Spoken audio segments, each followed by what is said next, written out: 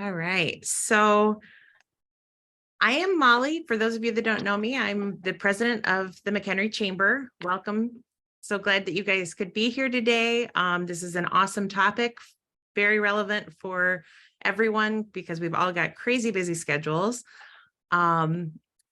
So we are going to welcome Bobbi Baehne with Think Big, Go Local today, who is going to tell us how to create an entire quarter of social media content in under an hour. So Bobbi, take it away. Thank you. I'm so excited to see so many people found this to be a great topic. So awesome that you are all here. So first of all, thank you for the intro, Molly. I have been doing social media marketing literally since the day Facebook opened up for anybody that didn't have an edu email address. I got in there early. I worked for an organization that was reaching out to abused, neglected, and homeless teenagers. And back then, that's who was on Facebook. So I've been doing this for a very long time.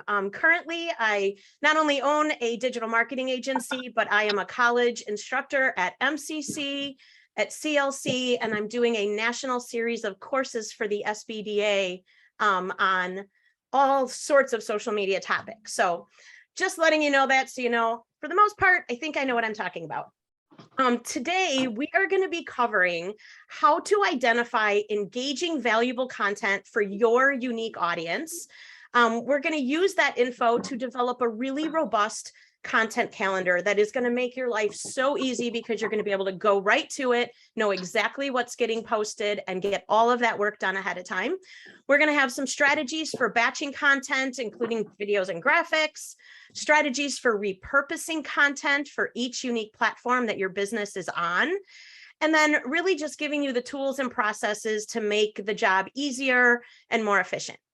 All that being said, I just want to give a little disclosure to this. The first time you set this up, it's probably going to take you a little more than an hour if you haven't already developed processes and tools to use in your social media.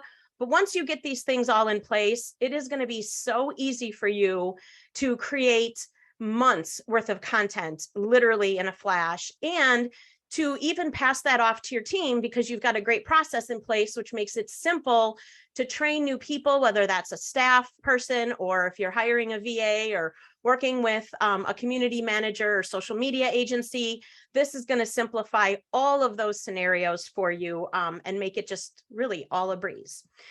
So really quickly, just some housekeeping things. I want you to know that at the end of this presentation, I'm going to have a QR code for you so you can get these PowerPoint slides. Well, they're actually Canva slides, so you can, reference them later or share them with someone on your team. I've also got a resource guide that you can download. And there's a recent podcast I did that will really kind of feed right into some of the things we're going to talk about. So I'll drop you a link to that also if you want it. So all of that will come at the end. And also, I love questions. I love these types of trainings to be really interactive. So please, whether you unmute yourself and interrupt me with a question, or if you drop it in the chat, if you need me to repeat something, or you have something specific that pops into mind that we should talk about, feel free. I'd love that to be part of the conversation. I'm also on a massive caffeine high today for some reason. So if I talk too fast, tell me to slow down because I tend to just get excited and go all out. So with that being said, let's dive into this. I'm going to share my screen here and good. I think it's working. Hopefully everybody's seeing creating an entire content of social media, an entire quarter of social media content in an hour. We all on the same page? Yeah, okay, awesome. So then let's dive in. Okay, so the very first thing we have to talk about before we talk about content at all is making sure that everybody is very, very clear on their who. So who are you talking to?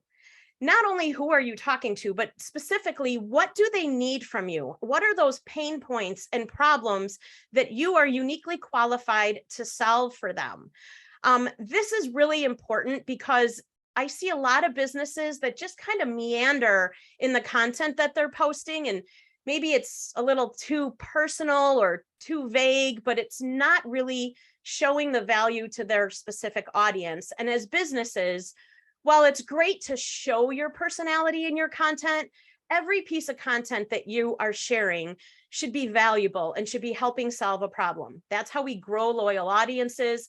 That's what encourages people to share and engage.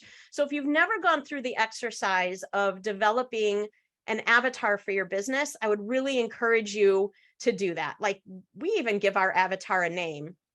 And then we know what they read, what they watch, who they are, what their problems are, and that helps us to develop content that we know will specifically address those things and build an audience that is truly engaged and finds our accounts valuable to follow. So I just wanted to kind of throw that out there first, because it should be in your mind every single time you're creating a piece of content. Another thing I want to talk about is not only who those individuals are, but where do they spend their time?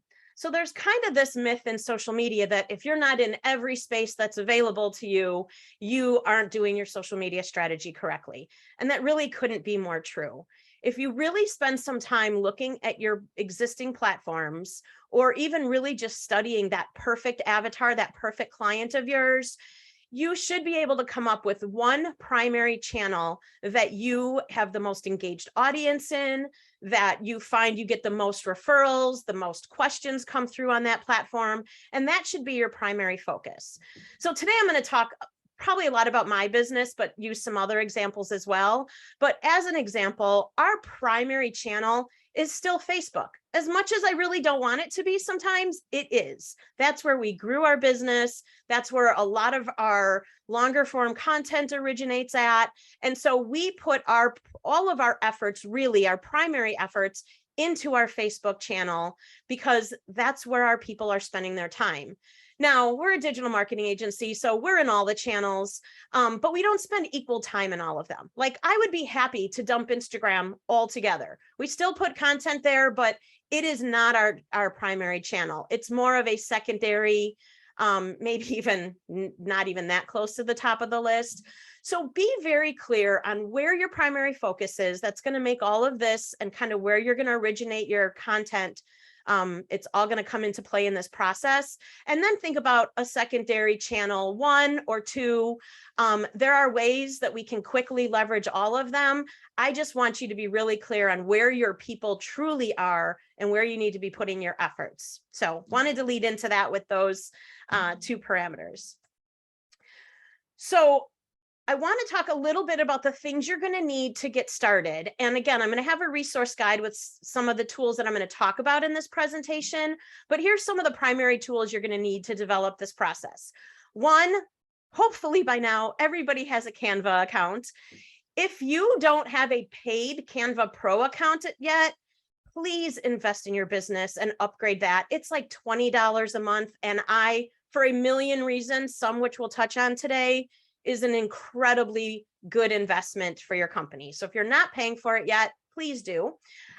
You're also going to want to have a video editor. Nothing complicated. You can actually use Canva for this as well, but there's some other tools that are very, very simple to use that will help you with this process. And I'll have my recommendation on that later as well.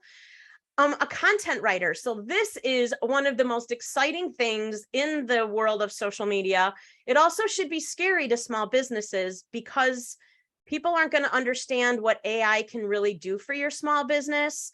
We're using AI content writers pretty frequently at this point, but there's some serious limitations, and you can truly get yourself and your website in trouble if you don't use it appropriately. So I'm going to talk a little bit about it in this presentation, but that's that link I was talking to you about, that you really need to educate yourself on when and how you should be using these AI tools, and times that it could actually hurt your business. So we'll talk a little bit about that. We're going to need to have some kind of planner, and I'm going to show you some options that we use. It could be Excel, it could be Trello boards. We're going to go through some things, but you're going to want to have a way to actually draw out this strategy. You could do it on pen and paper if you want to, just makes it a little harder to share with people on your team or your VA. So we'll look at that. Schedulers, to be able to create your content in advance and have it scheduled to go, are a really important time saver and make your time more efficient. So you need to settle on that. I'll have recommendations for that as well. And then no strategy that we ever put in place is truly effective if we don't do that final step and analyze what it is that we're creating and how our audience is reacting to it. So we know when we need to shift our strategies or replicate something that's working really, really well with our unique audience. So I'll have references for all of these, but these are the things you're going to need to put into place. So this is the start of the process that we're going to go through. And I want to say this is the primary pillars that we use, but everybody's business is unique. So you may find in your business that you need to add a pillar in here, and that's okay. The process will basically look the same, but this is kind of the starting point. So every business that's creating social media content, the content you're creating should fall into one of these three categories. And these are our primary pillars, right? So it should be educational. So you're teaching your audience something. It should be inspirational. I mean, it doesn't have to be all these things at the same time. I should say educational or inspirational. I tend to put entertaining in that inspirational pillar, but if your business is maybe focused in the entertainment industry, you might have a fourth pillar because that may be that relevant to your specific strategy for content. And then there's the promotional pillar. So this is content that's specifically geared towards getting people to pay you for the services you offer, the products that you sell. So everything we create is going to fall into one of these three primary pillars. Then we're going to break these down a little bit more. So that's our next step. So now within these primary pillars, we're going to have secondary pillars that are actually going to be the pieces that help us create our content. So for example, and these are the ones we use most often. And again, you may have things that you can drop into these secondary pillars as well. So when it comes to education, how are you educating your audience as to things that are revolving around your specific industry, the things that you do and sell? One, you might be calling out mistakes that people are making. So that is, and I'm going to show you some examples of finding out how to fill these in just a few minutes here as well. So our secondary pillars in education are calling out mistakes, addressing myths and misconceptions in your industry, sharing tips or short tutorials to help people solve their problems, and sometimes even behind the scenes things of how you set up your processes, maybe templates that you use. Sometimes that behind the scenes content can even be recording your computer and how you do a specific process. Or if it's a product, maybe it's the behind the scenes on the product as to how it's created, you know, what goes into research and development, all sorts of things that people find really interesting in behind the scenes information. So those are our secondary pillars in this particular category. The next one was inspiration. So we have some secondary things within this inspirational pillar as well. So general things that inspire your specific audience, which again is going to be different for everybody. As a digital marketing company, I may be talking about, you know, kind of inspiring people to make the most out of their day and lose some of the overbearing tasks they have, right? Because that's a commonality in my audience. So anything that inspires your specific group of people. Entertainment, like I said, falls into here. Sometimes you just want to be fun, and sometimes funny things happen and your audience loves that. So opportunities to make them think, make them smile, make them feel good fall in this area. Fun facts and personal stories may be a way that you inspire somebody. So those would fall under here as well. Things that you can share that can shift your audience's beliefs. So this is kind of a different spin on those myths. So instead of kind of doing a myth busting sort of thing, you might be doing something that comes across more as thought leadership, so that you're actually convincing your audience that there's a better way to do something. Hopefully that better way is buying your product or utilizing your service. And then things that build confidence in the services that you can offer to them and that relationship and working together, but even things that let your audience know that while we know they've got pain points and struggles, that you are there to help them build their confidence, to assure them that there are answers, there are ways to overcome some of the obstacles they're facing. All of those things make your audience feel good. And if you can make your audience feel emotional, you are on your step to winning through this whole process, because that's what builds loyalty. And that's also what builds engagement. So those are our secondary pillars under inspiration. And then finally, we want to talk a little bit about what promotion looks like. Now, I want to mention in here too that one of the reasons I like drawing all of these things out and having a strategy is because what business owners tend to do are be overly promotional. And I hate to break it to you, but nobody's going on any of your accounts to be sold to. That's just not what we use social media for. It happens when there's a fantastic ad, a compelling offer, a business that we've, grown to love and trust over time. So I like to balance this promotional content with the other content at a rate of about 80 to 20%. So if 80% of your content is in those other pillars and it's, really trying to engage that audience, the other 20%, you can create promotional pillars that actually sell your products and services. So in that promotional category, we're going to be looking at how do you address objections that people have. So as an example, hiring a social media company is too expensive. Well, it might seem like it, but if I'm doing a good job of letting people know why our services are value, then I would be addressing those objections, actually showing a business how much money they save by outsourcing that task, right? So that would just be an example. Another piece of promotional material, which actually could go into maybe that 80% because it's not a direct sell, but you need to be sharing social proof about how awesome your business is. You're not doing this every day because you're not awesome, and you need to let people know what other people think about you. So sharing testimonials, sharing feedback you've gotten after doing presentations or projects with individuals. Those things are incredibly important because an individual that knows nothing about your business will believe those reviews and testimonials at a rate of like almost 95% over if you just told them how great that you are. So these are really important to work into our schedule as well. And then of course, direct promotion. So that would be getting people to sign up for something that you have coming, actually selling that product, in your social media, talking about an upcoming course or something that you're trying to get people to sign up for. So direct promotion is definitely one of those promotional pieces that falls into that pillar.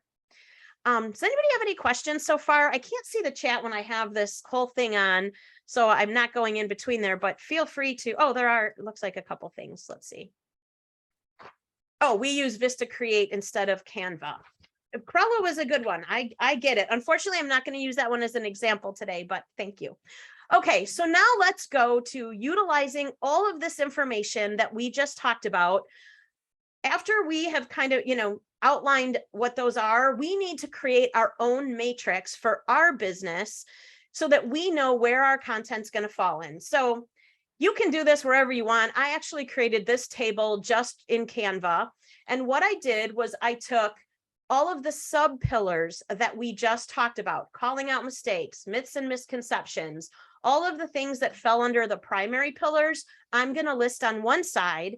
At the top, I am going to list what are the services or products that we offer so that we know we have to create content that addresses each one of these things. These are our primary offerings in our business. Yours will obviously be different. And then we can come in here and say, okay, we need to create a list of mistakes that businesses are making when it comes to social media. And that would all go here in this section. If we're doing website design, same thing. We need to come up with what's a list of myths and conceptions, what kind of tips could we share about this? And we go through this for everything on our matrix. By the way, I'm going to show you a really easy way to start to get some of those answers as well. So this is going to be one of the first things that you develop to help kind of launch this strategy. Whoops, why isn't that turning? Okay. So I want to talk a little bit about what the overall workflow looks like. And there's going to be two of them because I realize that every small business kind of has a different strategy for the content that they create. So I'm going to have two, and I'm going to go through the first one first. So now what makes this one different is you're going to start this entire process with a piece of what I call rich content. So rich content is really blogs, YouTube videos, newsletters, live streams, podcasts, maybe LinkedIn articles, that sort of thing. So if you create anything like that on a routine basis, that takes a lot of your time. That's a rich piece of content that we should be using to kind of get the ball rolling in any given week. Or depending how frequently you do that, that could be your starting point. So once we have that video, and for this example, I'm going to use I'm going to use like a podcast. Say that podcast launches. Now we can use that one piece of rich content to create all sorts of other content as well. And that piece of rich content should address something that we have identified specifically in our matrix. So maybe that first piece of rich content is going to be busting myths about social media use by small business owners, right? That was the podcast. Now I can use that piece in the matrix to create content that can actually go on for a whole week. It could go on for the month. It's really up to you how long you want to address that specific topic. So we're going to start with that, and then we're going to repurpose it into micro content. So here's just a few examples, and I'm going to show this to you in practice in just a few minutes. So after you have that rich piece of content, written, audio, whatever it is, you're going to want to grab some quotes from that. If you work in Twitter, this is the perfect opportunity to get a ton of Twitter posts created literally in a flash. So we can grab those, post them to Twitter. We don't even need graphics. We're just going to put those quotes in there. Then as a next step, we're going to take screenshots of those Twitter posts that we threw out there, and we're going to turn those into Instagram carousels, LinkedIn, and Facebook posts. And that will be another step of how we can repurpose that. At this point, we're going to create a graphic, but it's going to be a template that we're going to do over and over and over again and spread out and share as frequently or infrequently as we want to. Then we can take those same quotes that we used for that Twitter post, and we can turn those into scripts to create TikTok Reels or YouTube Shorts, depending where you're spending your time. This first one would be you grabbing that piece of content and then making a 15 to 30-second short form vertical video talking to your audience about the message that you were sharing in that quote. So you'll have the chance to elaborate a little bit more than just publishing the quote itself. And then finally, we're going to use that same quote to create another TikTok reel or short that, again, we're going to use a template. This is going to be really easy. You're not going to speak at all. And now we've created two reels, video, short form video pieces of content that we can share in the platforms that we're spending our time in as well. Now, if you're not using Twitter, you can definitely adjust these strategies for the platforms that you're spending your time in. But I just want to show you how simple it's going to be to take one big piece of content and then repurpose it into micro pieces that are going to be super simple for you or someone on your team to take care of for you, because you're going to have a drawn out process that repeats the same steps over and over again. Does anybody have any questions on that one? Okay, so let's go to the next one, which is incredibly similar, but just a slightly bit different.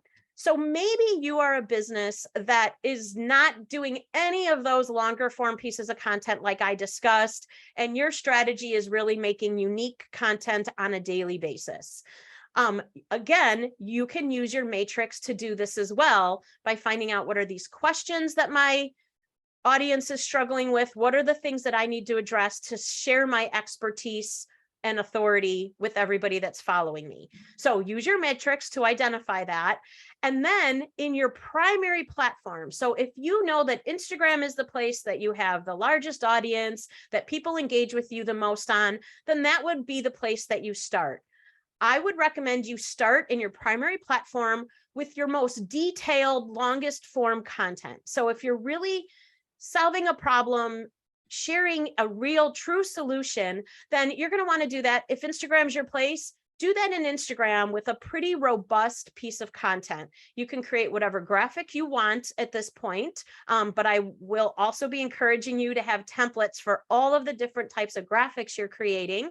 That's going to keep you on brand. It's also going to let people know when they see a graphic that's similar to something they've seen previously, that it may be a tip that they want to pay attention to, because they're going to kind of learn to expect a certain type of content with any different template that you share.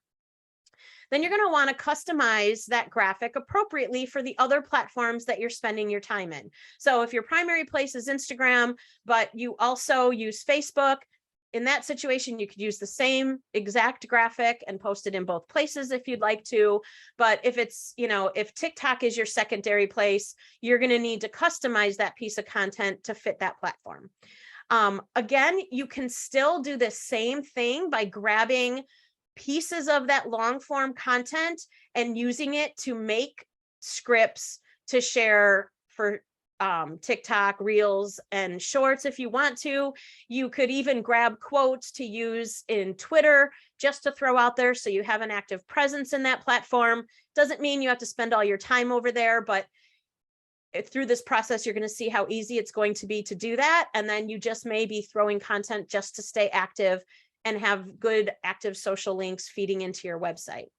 And then finally, you can also use those quotes once again to do talking videos if you want to share a little bit more information. If Instagram's your space and you did a long form Instagram piece of content, you can share that over to your stories, but you could also create an actual reel basically with a similar message. It's going to maybe be a little bit shorter, a little bit more to the point, and it'll feel more personal.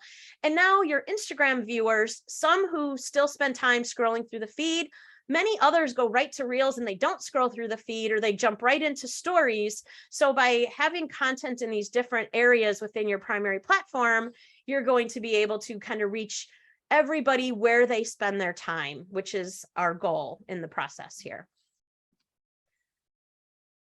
Okay, so I want to just share a few basics on this content creation, some things that are just really good practices to follow that, again, are going to make this easier. And I'm going to show you quite a few of these. So first and foremost, oops, sorry, I don't know what I'm doing. And Bobbi, I'm going backwards. Hang on a second. I have to fix this because just one thing while you're doing that. Yeah. Somebody in the quote or in the chat said, I'm confused when you mention quotes. So can you explain that? I'll explain, but I'm actually going to show you too what it looks like. So when I say a quote, say my primary piece of content was my podcast, and then I have someone on my team that will go into my podcast, watch it, and if I said something that seemed, really thoughtful or that would be really helpful, they'll just jot down an actual quote from something I said. If it was a longer form piece of content that you wrote for Instagram, you can just grab little segments of what you said to share, as a quote. So sometimes I'll do things and I have a little list in there. So here's the 5 things that you can do to get more engagement. And I list 5 things. Each one of those 5 things could technically be a quote that we break down into micro content to share somewhere else. Obviously, on platforms like Twitter, you're not going to be able to share that whole list. So we're going to break it all down. So they have to come back for more if they found that to be a helpful tip. And I'm going to show you exactly what I mean by the quotes and the screenshots and all of that here in a second. So hopefully that answered that question. Was there another one too? I use Facebook and Instagram only, not sure about the quotes. Okay, we'll touch on those real quick. Okay, so what we're going to do, and I'm going to show you this in Canva because that's what we're going to use as an example, is I'm going to encourage you to create as many templates as you can. There is content that you frequently use, and by having templates set up, it is going to be simple for you, like literally take you seconds to jump in and update them for something new. So an example of this would be like if you are sharing testimonials, reviews that your customers leave you, by having a template, all you need to do is go into that template, drop in the new review you grabbed off of Google, and that's it. You're done. And now you're able to, schedule that as social media content. You can also have yourself or your team sit down and batch create things if you have templates. So instead of every day finding time to go figure out what you're doing in social media, you're going to set up a system that allows you to have a whole series of content ready to go that all you need to do is, you can mass schedule them as well, or on any given day or week, you're able to jump in there and grab something else and share it. These templates also allow us to reshare content really easily later. So if you have 20 reviews on Google and you create 20 templates about those reviews, you can just go down the list as you're sharing them and then jump back to the top of the list and start over again. I promise you, nobody's paying enough attention to your accounts to know that you shared that a month ago or however long ago. They maybe didn't even see it, with as difficult as it is to even get eyeballs on the content that we share. So we're going to want to have templates, and we're going to want to batch create things. So we're making really good use of our time. The other thing we're going to do is create an actual written calendar, something we can refer to every day. So we don't feel like we're just kind of winging it, because what happens when we wing it is we get overly promotional and people feel like we're always selling to them, and then they don't pay attention or they don't engage, which means the next piece of content you put out, they may not even see. So our goal is to put less content, more thoughtful, and to really stick to a strategy. So I'm going to show you some options for setting up a calendar for that, a million ways to do it. And then in that calendar, we're going to kind of reverse engineer our content strategy. So what we do is first we go into the calendar and we look at what we have coming up, because there's certain things that we have to post on a specific day of every week or every month. So obviously, if we're doing a podcast or a live stream, we need to let people know we're doing that. So every single week, we're going to have a specific day that we're doing promotion for that podcast, right? So we're going to put that into our calendar first so that we know what things have to get done. If we are launching a workshop or launching a new part of our business, ideally, we have a launch date prepared for that, and we can go into our calendar and start scheduling out days that we know we need to draw attention to that or launch a new campaign. So we're going to put that stuff in our calendar first. If we have posts that we know we want to do weekly, for example, we were talking about those testimonials, you'll put that into your calendar that maybe it's Testimonial Tuesday, and every Tuesday you're sharing something great that someone else said about your business. And so you can have those in your calendar as well. Now we've filled up probably 25, maybe even more percent of our calendar, and we can then go back and use our matrix to fill in all the other content that we're going to be sharing. So let's take a look at what this is starting to look like here. When we get the content ready, obviously we need a scheduler. So I wanted to throw a couple things out there just for reference. Meta Business Suite is awesome. If Facebook and Instagram are your primary places, you don't have to pay for a scheduler. You can do all that for free in Meta's Business Suite. If you haven't heard, if you use Creator Studio, it's going away. So I don't love Business Suite, but you're not going to have a choice but to use it and learn what that looks like. So I guess get used to it. Another thing I think people don't realize is that you can schedule TikTok videos from the desktop. So a lot of people use TikTok on their mobile phone, which is awesome. That's the way I most frequently use it for viewing and even for creating. But if you want to mass create some TikTok videos, which I'm going to show you how to do, and you're going to want to do that, you can actually go to the desktop version of TikTok and schedule those out so you can do it all at one time and have it all finished up.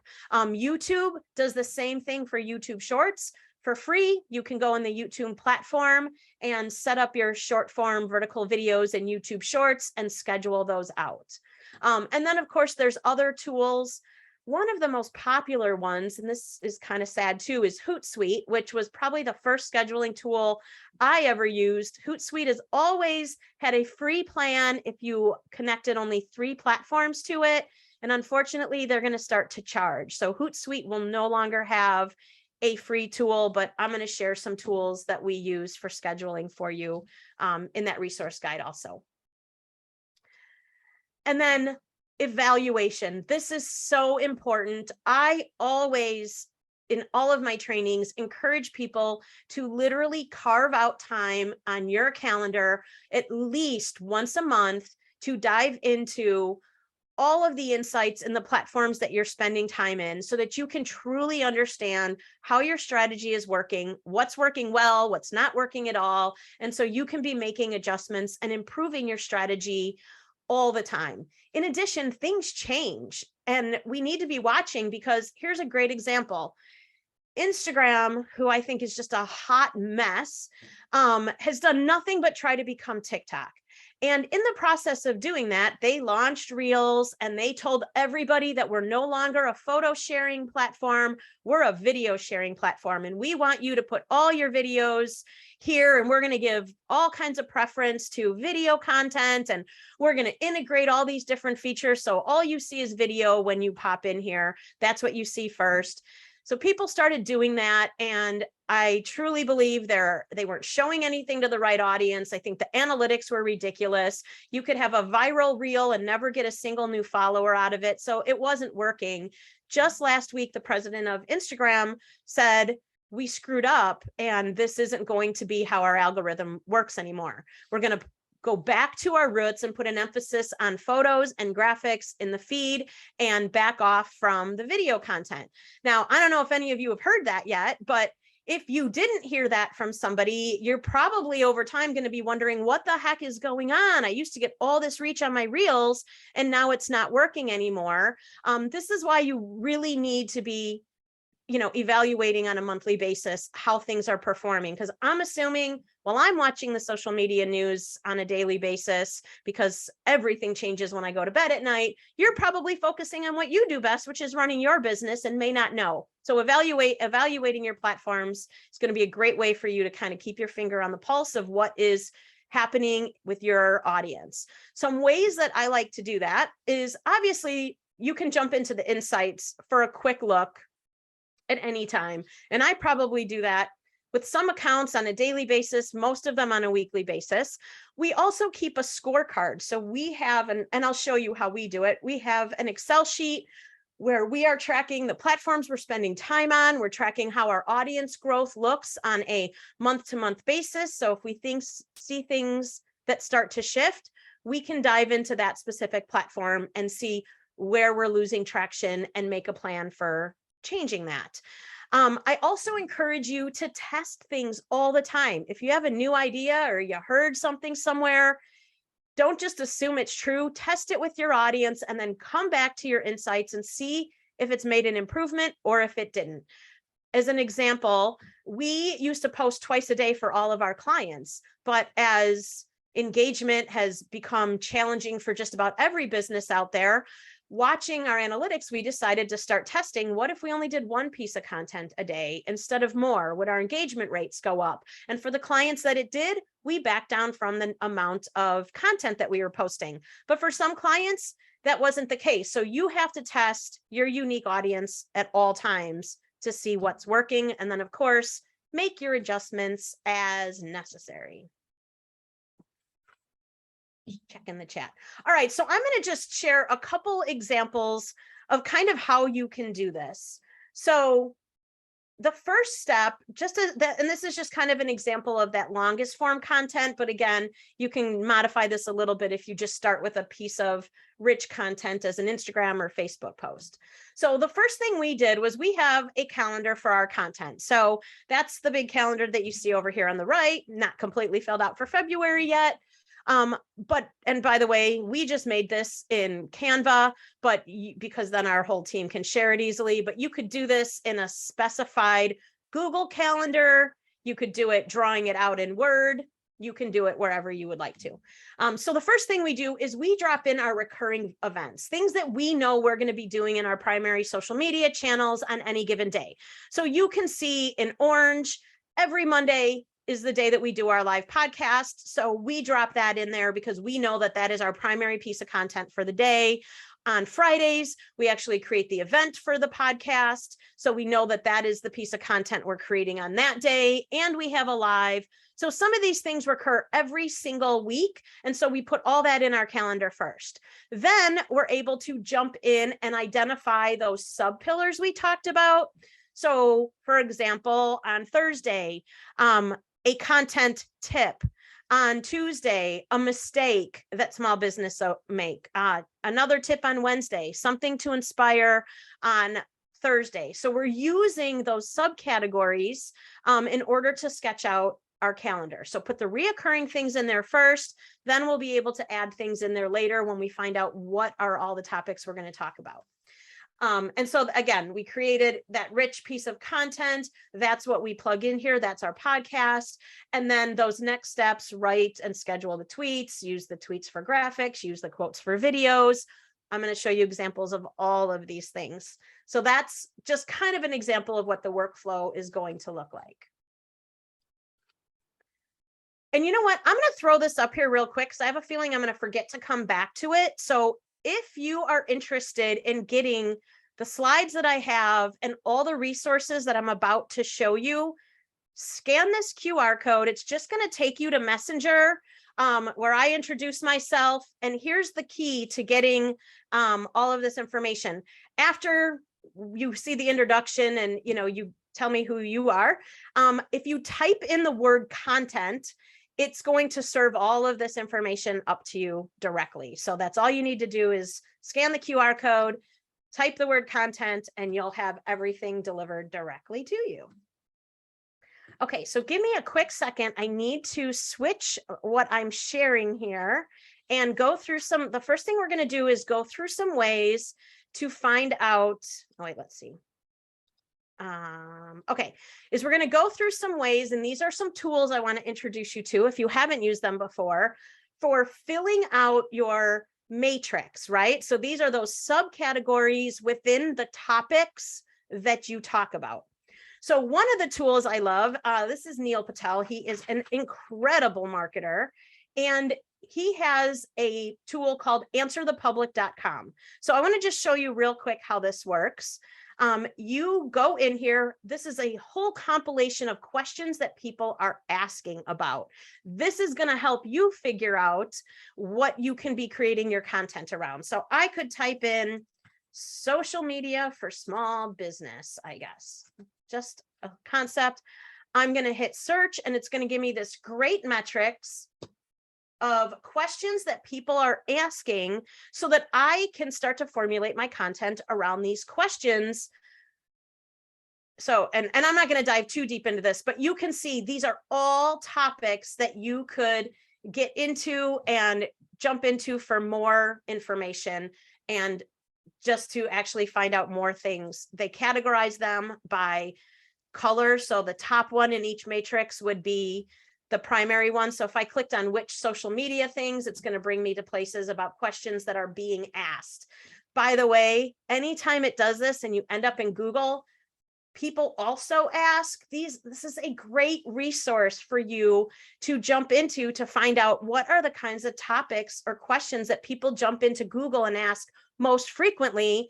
If you're creating content answering these specific questions, you're solving people's problems, because these are the most frequently asked questions that people go to Google for answers. Another great tool is a tool called BuzzSumo. Again, this also, you can type in keywords. I could simply type in social media and it will do something similar, giving me a whole list of resources that I can use to address specific problems that individuals have had. I think you can use both of these for free with limited searches. There are paid versions as well. Now I'm going to talk about my absolute favorite tool for doing this, and that is using AI. So I'm just curious, how many of you have started using ChatGPT yet? And yes, the QR code did take you to Messenger. That's exactly where it's supposed to go, by the way. Okay, Bobbi says, which by the way, there are very few Bobbis with an I, so nice to meet you, that she uses another service. I want to show you how awesome this is. But again, if you're going to use this tool, I really, really encourage you to watch my video, because one of the things that's going to happen with AI that I don't think business owners really understand is that Google has already developed technology to identify AI created content. And there is a very strong possibility that your website pages and your content could be demoted by Google when they identify that it wasn't actually written by you. So I like to use this tool for lists of ideas instead of to create actual blogs or website content, because that's going to get you in trouble. So that video has way more on how to use that. there's also a limitation that this information is not actually current. Everything that you're going to pull up is a minimum of 1.5 years old. And so it's not current information, and it could most definitely be inaccurate. I've done some things that there was just complete falsities in there. So you have to be kind of careful. But for things like this, it works really, really well. So I'm just going to show you, because sometimes ChatGPT doesn't actually work, what I typed in and what they gave me. So the first thing I did in here was I went to my matrix, and one of the things in the matrix was mistakes in the social media realm, right? So I asked ChatGPT to give me a list, give me a list of mistakes small business owners are making when they post to social media. And literally in seconds, I had this whole list.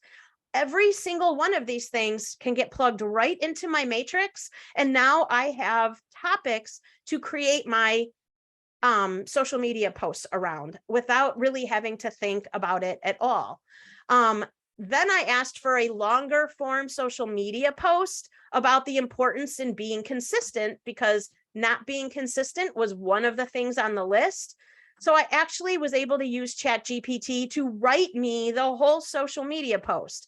Now, I'm not putting this on my website, by the way. This is just going into social media. I have to review it, customize it to make it sound more like me if I need to. But here's a way to actually get that whole post, that original longer form post, created for you as your starting point. I did a second one, make a list of myths surrounding small business posts and social media. Here's 10 more topics that I can plug right into my matrix that give me a starting point to start out with. I took the top one, social media is a waste of time, told it to bust the myth that social media was a waste of time for businesses. Now I have a whole nother piece of long form content that I can share. And by the way, if I were to share this as my piece of content, every one of these things could be a little quote that we use. Wider reach, more cost effective, increased visibility. So when we talked about quotes, this is a great way to start that. So this is an awesome tool for helping you build out topics to talk about in your matrix. Other things that you can use, by the way, besides the things that we just went through, and I'm going to show you one more here also, is we keep a list of questions that people ask us. So we're really good at offering free advice when people ask. So I get a lot of emails, a lot of direct messages. We have a private Facebook group. People will ask questions in there also.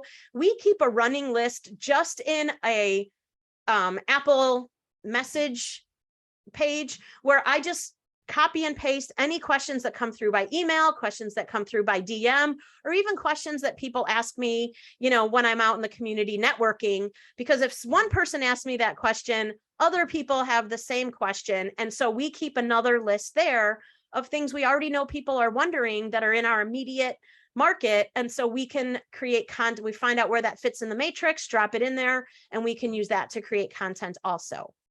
Another really amazing tool, especially if you are in any kind of space where you want to report on industry news, is a platform called Feedly. I rely on this almost really on a daily basis. Everybody's Feedly will look different. Mine contains nothing but social media people and resources to follow. What happens is anytime they post, it will show up on my today feed, and I'm able to go through here to find out what's the latest news, what are these platforms saying, what are industry experts sharing about new strategies, and that sort of thing. I can use any one of the things that I find in here to create content on any given day for our platform or for our group, because I know that this is something that just popped today that my audience would be interested in learning, or that I can take today that just happened and then, just basically create something and talk about it in the future or next week when I've had some time to learn more. So this is also a great resource, and this is called Feedly. So now I want to jump in and show you some of the examples that I was talking about when it comes to template creation and kind of batch creating things. So I'm going to use an example of one of our favorite clients. This is Serenity NP. They're a functional medicine NP out in Crystal Lake. And so this is an example of her reviews. So we keep a separate file just for her reviews. Every single one of them look just like this. Obviously, the initial of the person sharing the review, or sometimes the photo, if they had a photo, we will change out what they actually said and the name, but we keep the same template. So it's just super simple to drop things in and recreate it. I like to keep my Canva organized because I learned early on how chaotic it could be when you're creating a ton of content. So there's two kind of ways that you can do this. One, you can have folders, and you might have a review folder where you just have all of these in there, and then you just duplicate one, edit it, and now you just have a folder of all of these. Or sometimes even easier is to go in here, duplicate the page, and you can actually keep all of your reviews. This would get changed, obviously, in one long multi-page graphic. And then when you download it, you just choose the page that you want, or you can download it all into a folder. Now you have a folder on your desktop full of these that you can grab when you're scheduling. So that's one way to do this, is create a template and then batch create it while you're going. Just another thing you could do too, I choose to create these templates and folders. This works for us because we have so many clients and so many folders. But if you're just doing this for yourself, you can also go into your brand. Make sure you have a brand set up for yourself that has all of your logos and all of your colors in it. This is such a smart thing to do in Canva. It keeps consistency through all of your content so that you're truly developing your brand image while you're sharing this valuable information. Up here, besides the brand kit, are brand templates. So you can create your brand template in here and then just jump back in here when you're updating any of that information. Now, let me go back to our content thing. So everybody's been asking about these quotes. So this is what these quotes look like. So we actually grab quotes from some of Carolyn's videos that she's made. So she's got videos on YouTube. So we watch the YouTube videos and we grab favorite quotes and we plug them into a template that we created in Canva that basically looks like a tweet. We can originally put this on Twitter and screenshot it. We actually did it a little bit differently. We do put them on Twitter, but then we created an Instagram template that we can just replicate and redo the quotes in here. Either strategy works. Make a template, screenshot what you put on Twitter. This looks just like Twitter. Now we turn it into a graphic that we can share both as an Instagram post and as a Facebook post, and in any other platform. So, and then of course we can recreate this. So we've got a whole series of these types of quotes.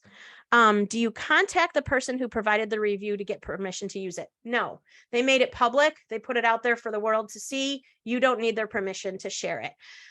That being said, I would never really hesitate in sharing that in my social media. We also share those quotes on our website. And when we've put them on our website, because we like to include a picture of that individual, just for full transparency and so people know it's authentic. I, in the past, have asked people when we put them on our website, but not when we put them in social media. They're public, so you can definitely do that. So this is how we do those quotes. Now, we had talked about turning those quotes into a video very easily. This is a really simple vertical video template in Canva. As you can see, grabbed the exact same thing that we had on the Instagram Facebook post that we had. We just went into this video section, grabbed a background video to play, and now in literally seconds, we have a TikTok Reels or YouTube Shorts video that is branded to what we're talking about. She didn't have to create it. She didn't have to record anything. I can download this and post it into all of those platforms. And now I've used a YouTube video that was our original content and repurposed it in multiple ways and created this content really fast and really efficiently. And now it's ready to post. So that's kind of how I design those pieces. Now I want to talk a little bit about how we create our schedule and some of the tools that we use to make sure we're kind of on top of this. So one of the things that you can use, if you don't know what Trello or Asana are, this is a Trello board. Now, everybody has a different visual that kind of connects with them in different ways. So I have a number of different things to share with you, but I just wanted to show you what a Trello board was. And by the way, this is a free tool. There's limitations. This cost me nothing to set up. What I did was made a little board for each of those things that were at the top of my matrix: social media, websites, and on and on. And then within that, I created some checklists for our micro pillars. So the first one is mistakes, and then we had myths. So what I then did was I opened that up, and in here, this is nothing but that list that I created in ChatGPT, so that I know this is my first 10 pieces of 10 topics that I can create content around. As I do it, I can simply just check it off and move on to the next one. I have a team helping me with this stuff, so this makes it super easy for anyone that's assigned to do this on the team to jump in and just go on down the list. So Asana works very similar, but that's what this looks like and is a great way to track this, especially if you're pretty visual and like this kind of platform. Another way that we do this, and this is simple too, is we just develop a Google Sheet with our topics. So we drop the content topics in here, any specific notes, resources that apply. And this is another way, if you're an Excel user, this might make more sense to you. This is just a way to track it. This is another tool, maybe a little bit more advanced, but I love it. This is called Airtable. This is like Excel on steroids. What I love about it is it can actually look like an Excel sheet, but it can also look really cool like this, where we can actually create a little board based on those micro pillars. When we open it up, we can drop everything like we did in the Trello board right into here. But this one is customized. You can drop in copy for Instagram, copy for Twitter, the assets you're going to be using, copy for Facebook.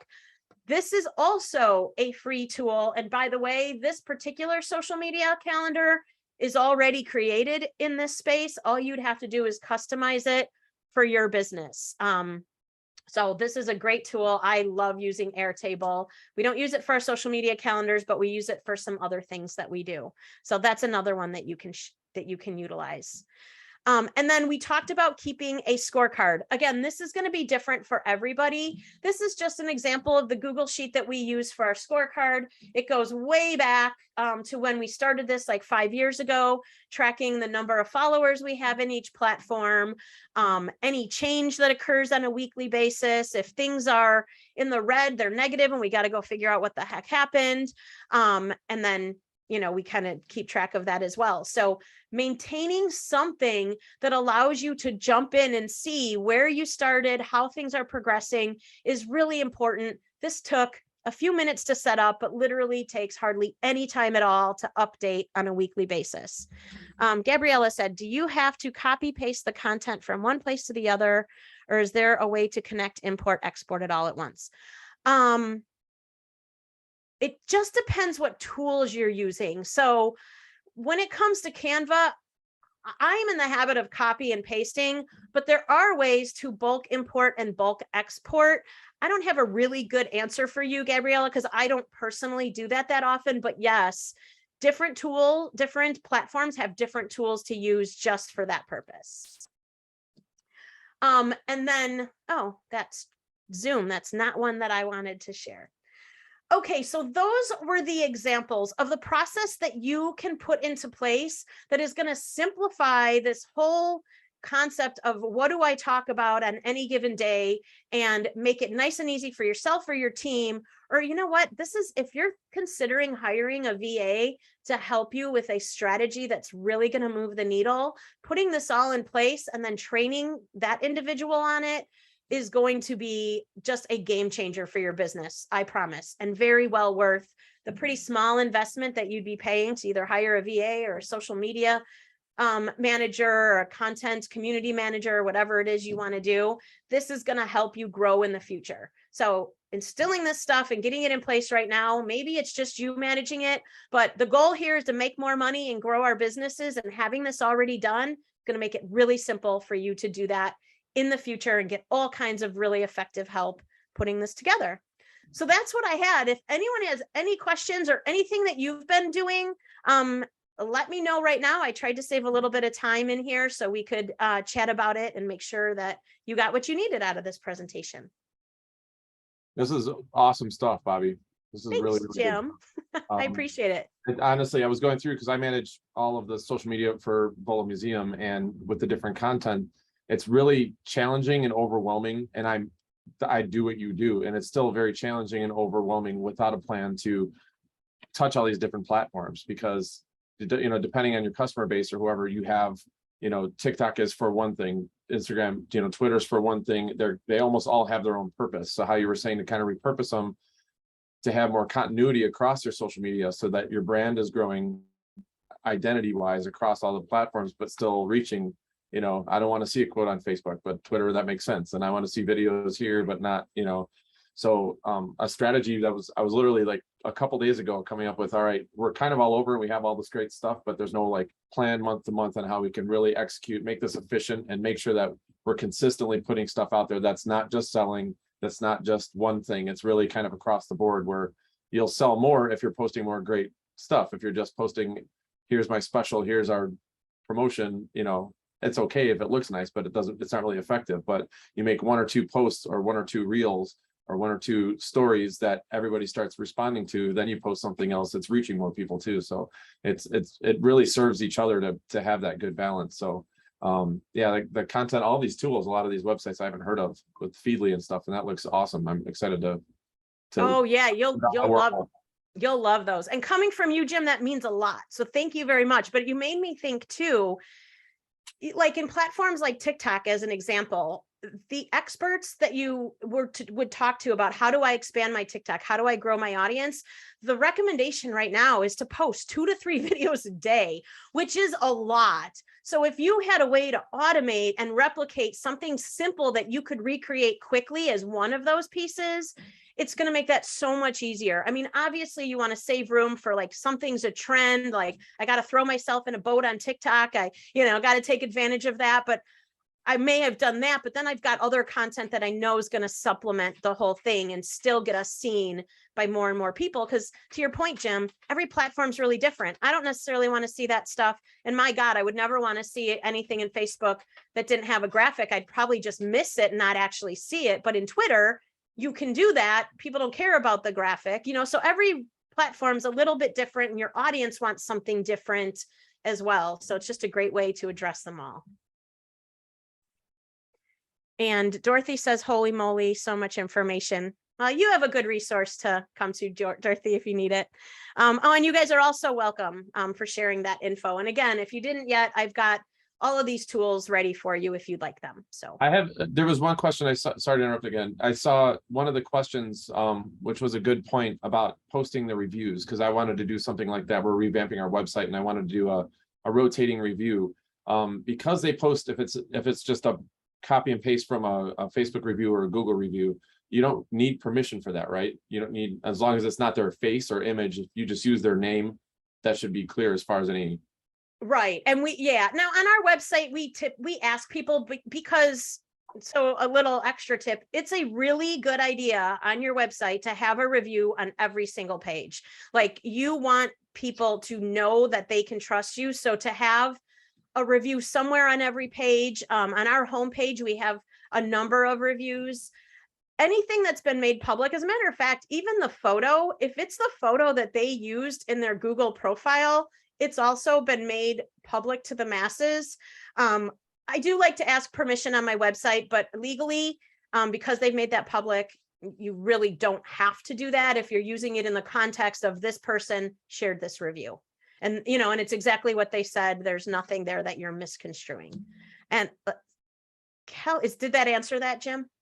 Yeah. Okay, awesome. And Kelly said, is there such a thing as posting too much content on social media? Absolutely. I will tell you, if I see someone post 3 times on Instagram, I'm probably unfollowing them. And I know maybe that's just me, but that's just not what that platform was really designed to do. If you want multiple pieces of content in Instagram, I would say like you do a post, maybe you do a reel on the same day. But one of the problems with posting too frequently is it really brings your engagement. It can really bring your engagement rate down. But again, it really depends on the platform. So if we were talking about Twitter, tweet every 15 minutes, 24 hours a day if you want. The way their algorithm works and the way their feed works, you could do that. That would be acceptable there. But if you use that same strategy in Instagram, you're probably going to lose followers and your engagement rate is probably going to drop because they look at the number of pieces of content, how many people they reached, what the engagement was. And if it starts to bring down your engagement rate, they're going to show your content to less people. And ultimately that could have a negative effect. So 2 times is probably the max, unless something really exciting is going on. For example, when Fiesta Days is going on for the chamber, there's live streams all day, there's posts all day, but everybody knows why. It's a limited event with exciting things happening. We're trying to get as many people to come out. And so that strategy for that limited time might be a little bit different. But on a daily basis, you wouldn't want to do that. It'll overwhelm people and they want to actually see their friends and family in their feed. And if they're seeing more of the business stuff, they may be inclined to maybe not follow, mute you, which is, we don't want any of those things to happen. Lynn says, recommendation for posts per day on Facebook. We're typically recommending 1. But you definitely could do 2. It's really just been a matter of engagement is so hard for so many businesses to come by on Facebook. And I get concerned about watching the engagement rate go down and then being nervous that my content's not going to be shown to people. So we have some clients we still do twice a day because it's working. We have some clients we had to back down and only do once a day. So again, it depends how valuable your content is, how much people engage. And that would be one of those things I would say, really test it. Go for a week and do 1 a day and see what happens to your engagement rate. And then try twice a day, maybe push it and do 3 times a day so you actually know what's working with your audience. Let's see when posting on Facebook, are you talking about your business Facebook page or personal? Oh, I'm only talking about your business Facebook page. And by the way, I am still seeing businesses that have personal pages for their business page. And I'm going to strongly encourage you, if that's you, you need to have a business page. I'm also seeing businesses lately that did groups and didn't do a business page. There's a lot of reasons you don't want to do that. Definitely because people can't share your stuff with everybody and they can't always tag you if that's the situation. So a business may not be able to tag your personal page. And our goal as chamber members is to try to help everybody grow their businesses. And so you're really limiting it. So all of this is designed for business profiles, and any profiles you have as a business should be converted to a business or a creator page. Even though I know it feels good that personal pages get more of that engagement, we're running businesses and we need access to those business features. I never knew how much money to invest in boosting Facebook posts. Any thoughts? Yeah, Deb, I don't like boosting Facebook posts at all. So that's a whole nother conversation. I think that if you want to invest money with Facebook, that boosting posts is not usually your best bet. You really need to learn how to use Ad Manager, where you can set really clear objectives of what the purpose for that campaign is, and where you can test things. A boosted post is 1 piece of content. You're not learning a thing. There are times that might work. Like if you have a sale and this thing is what it is and you want to boost it, there's times that works, but generally you need to be more thoughtful and more strategic about how you spend your money with these platforms. And so I would say learn how to use Ad Manager and not make boosting your primary way that you're investing. And when it comes to how much money, it really just depends where you're trying to reach. I have accounts that our budget is $25,000 for the year. That's what we're spending on Facebook ads. We're spending thousands a month. I have other ones that we spend 50 a month that are small, they're local. We can actually make an impact with that small dollar amount. On YouTube, sometimes we're spending $20 just to get a little boost, and it can go a long way, but you need to be strategic. So learning how to use the actual Ad Manager instead of boosting would be a great use of your time. Why is it that some reviews don't show up on Google? I've had people give me great reviews, but they had difficulty with Google. Interesting question. So there's reasons that I don't know exactly what Google's doing, but I can tell you a few things that don't work. This is a pet peeve of mine. You go to a networking group and you're sitting in your group, whoever it is, and everyone's like, okay, everybody take out their phone and leave a review for our speaker or whatever. Chances are those reviews are getting tanked. Or if Google reads a review and it becomes clear to them, and it becomes clear to them that either the review didn't seem to actually exemplify that they actually worked with your business. I am also not a fan of somebody leaving a review that actually never paid you for your products or services. It's pretty transparent when you get that kind of review, and it really doesn't do anything for your business.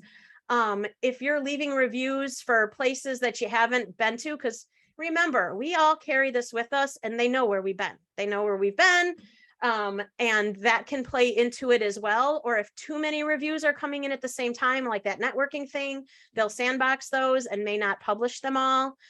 So that may be the issue, because anyone should be able to go to Google Maps, search your business, and leave you a review. If it's authentic, it should post. If it didn't post, it could be one of those scenarios, or else I don't know. I don't know. They are clients. They've tried our wines and loved them. I gotcha. So they may not even be in the same geographical area than you possibly. I don't know. I really don't know why they may be having trouble. Sometimes, I mean, I hate to say this, but I also know sometimes people say, oh yeah, I tried, and they actually didn't.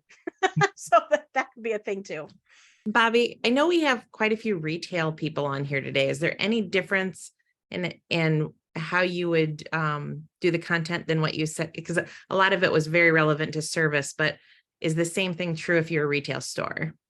So yes, I think you can follow the same strategy. Now, there are big brands, and I'm talking big national brands where you have one expectation and they could do their content around that one product all the time, but people get bored of that too. So if you have a retail location, you have a series of products, and the reason you sell those products is they solve a problem or fill a need for people. So if it's a clothing retailer, maybe that need is you just want to be cute, or maybe that need is that you serve middle-aged women who maybe just don't really know how to keep up on style, and that's one of the problems.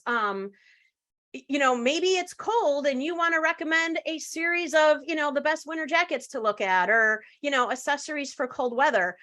There's no question you can find that your products fill a need or solve a problem. And even if it's retail, you can still use something similar. Now, you may do a little more promotion, because maybe in solving the problem, you're sharing your expertise or the service that you offer. An example of that might be, we work with a local salon. And for the most part, every post we put up every day is about a service that they offer, but they're all positioned to educate people on, like, we have followed the same process. We have a whole list of what are the concerns people have about getting their eyebrows microbladed. And so when we're creating content, it's really always driving back to the fact that that service is offered at that salon, but we're addressing something that came out of those concerns with each post. So we're still able to use it. They also sell products. So we can do the same thing with, it's winter, if you've got dry skin, here's 10, products that you could use, or 10 ways this product will help improve, the itching, flaking, whatever you want to put. So I think the same basic thing can be used, but you may be doing a little more promotion and sharing things that are actually in your store versus maybe the quotes and things, which might not be as applicable for you. If that answers that one, I hope. Where will this content be found? My watch is talking to me.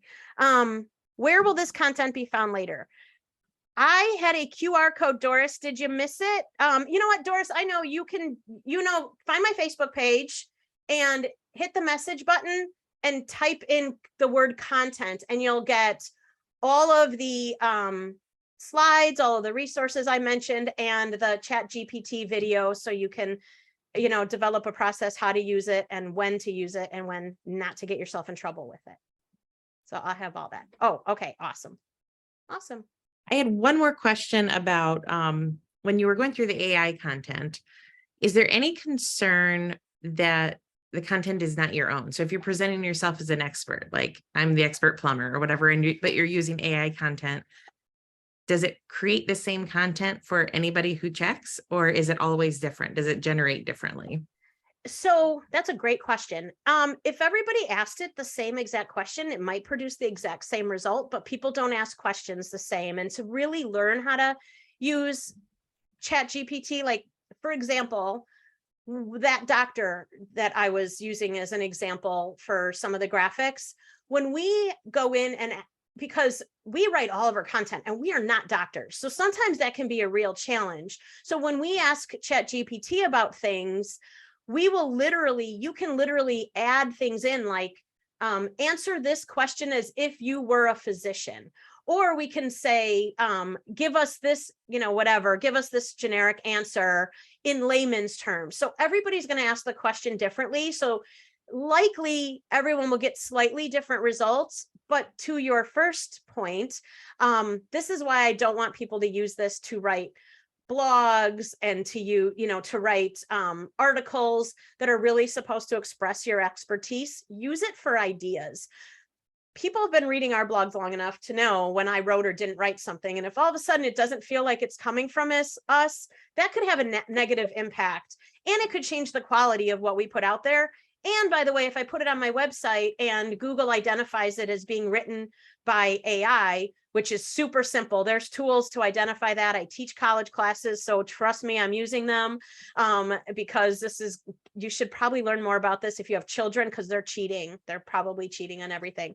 And so even if you use it for a blog, which you could, but you have to completely rewrite it so that it's in your tone. I've even noticed, and this is still kind of a fuzzy thing because we'd all you can hear people tell you the way things work, unless they actually work at Google and are high up there. They don't know how the hell this stuff works.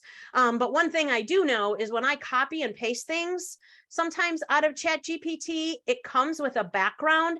They're trying to build in watermarks. I think they actually have, which will actually make it in the back end code of things, depending where you place it, that they could identify that. So you need to rewrite it, customize it in your voice, but by all means, learn how to use these tools so that you can make them effective.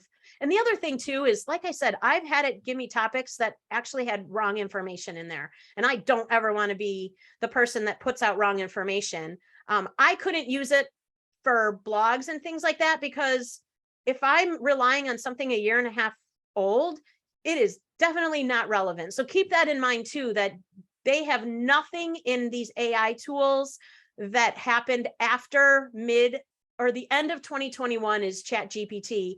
I didn't mention this, but in Canva, they also have an AI writing tool. It's called Magic Write. You have to have the pro version. You have to have access to documents, but you open up the new docs that's available in Canva, and there's a plus sign. And one of the options in there is called Magic Write. It will do a similar thing to ChatGPT, but their database is even older. Theirs only goes to mid 2021. And it's been useful, but not nearly as good as what ChatGPT has been offering. But ChatGPT is down all the time too. So there's tons of times you actually can't use it because so many people, it actually grew. It took Facebook something like 5 years to grow to the size audience that ChatGPT had in 1 week. That's how popular it is. So interesting tool, but yeah, customize it. Don't rely on it, and check things that don't seem right to you. Fantastic. Any other questions? I know we've gone over. This is great content. Thank you so much, Bobbi. You're welcome. And I have one more question, Bobbi, just on your opinion. So like if you create a TikTok, you can share that to Instagram, or you can share that to Snapchat right from TikTok, right? If you create, say I make a video on YouTube, I can post on my Facebook, hey, check out our new YouTube video, but it redirects you. So do you recommend sharing for time or efficiency, or do you think it's worth investing the time in uploading the video to Facebook, uploading the video to YouTube, so that they're on there. Because I've heard people say that, you know, Facebook, their algorithms or whatever, you'll actually reach more people if you're uploading a video to Facebook versus sharing a YouTube video to Facebook. Do you have any opinion on that? Yeah. So ideally so what happens, and this is tough, and I will say even we do the share sometimes because it's just in the interest of time. But what happens when you share it, or if you download, I'm going to use TikTok as an example. If you download your TikTok, but the same thing happens with Instagram, it puts a watermark on it. So say I make a TikTok video, I download it to my phone, and I go over to Instagram to upload it specifically into Instagram, it still has the watermark. So whether I share it from TikTok to Instagram or I download it and upload it, what they're looking for is that watermark. And they have told us that if they see the TikTok watermark, they're going to demote it in the algorithm and not show it to as many people, because obviously they want content that got created originally in their platform. The ideal thing to do would be to create your video outside of any of these platforms. And there's some, I have a resource, a really easy app called CapCut that will help you to kind of create that. And then upload the video into TikTok, add your music, upload it into YouTube Shorts, upload it into Instagram. That's going to give you the maximum engagement, because you're right, Jim, they definitely will demote content that got shared from somewhere else or has the watermark on it. But that being said, I also realize that can take a lot of time. So test it. We have one that we do that with, and we haven't really seen a decline in the engagement. But then I know for me personally, when I do that, I get a lot less engagement than when I create authentically in that platform.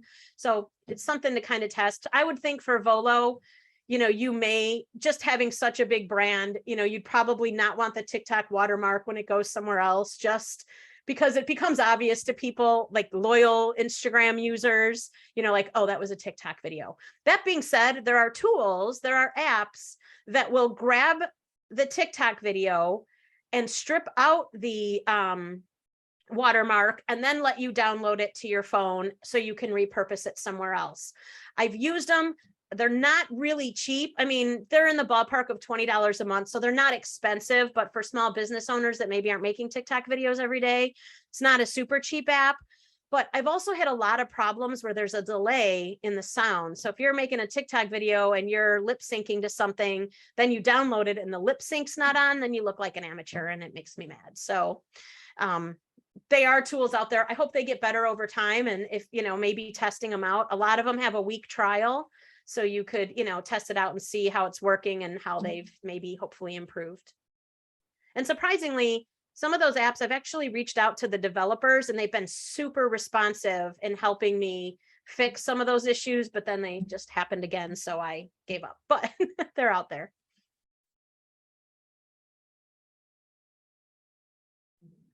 Anybody else? Okay, so again, go to Think Big Go Local's Messenger and write content in there if you'd like any of this. We also will send a copy of this video that we shot today. And if anybody has any questions, they can ask Bobbi directly or contact us and we can get you in contact with Bobbi if for some reason you can't find her. So. Yeah, Gabriella had asked, would you offer a started session to put all of these together? I think you're asking for like strategy for your specific business, and definitely reach out to me. And you can do that in Messenger if you want, or you can email me at Bobbi with an I at thinkbiglocal.com, and I'm happy to talk about that. Okay. Awesome. She asked if you could put your QR code up again. Do you have that handy? Sure. I think I can. Hang on, let me jump back in here really quick and open this up.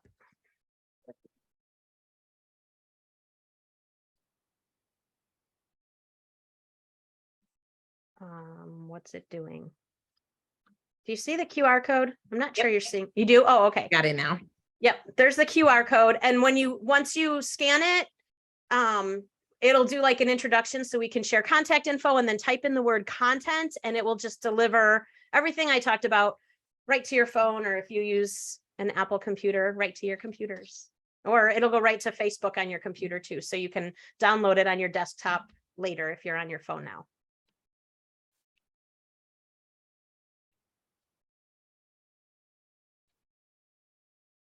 All right. Anybody need more time with that?